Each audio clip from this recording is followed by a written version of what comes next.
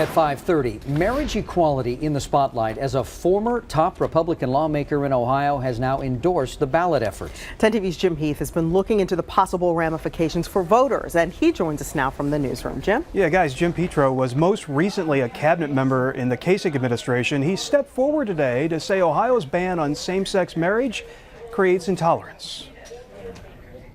Putting his signature on a petition supporting marriage equality, former State Attorney General Jim Petro says he hopes other Republicans will soon follow. The party should recognize that when people in what is termed a marriage make a commitment to one another, even if they're of the same gender, commitment is good. Petro says he's been considering the issue since his daughter Corbin was legally married last year in Massachusetts.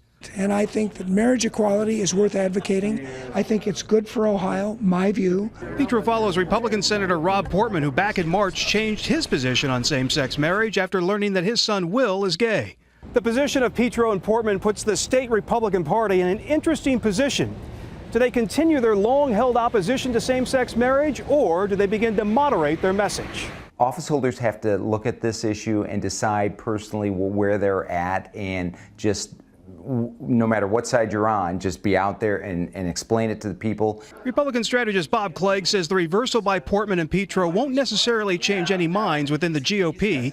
Freedom Ohio is working to place the issue on next year's ballot. They'll have to submit more than 385,000 valid signatures of registered Ohio voters by July 3rd. Spokesman Ian James says that will be easy. Ohioans get it. They understand that in order to provide family security and protection, you have to have marriage equality. And when you have that, you allow families to best care for and protect themselves. Should point out here, if approved, the Freedom Ohio initiative would cancel out that 2004 constitutional amendment passed by Ohio voters back then that prohibits same-sex marriage. Kurt?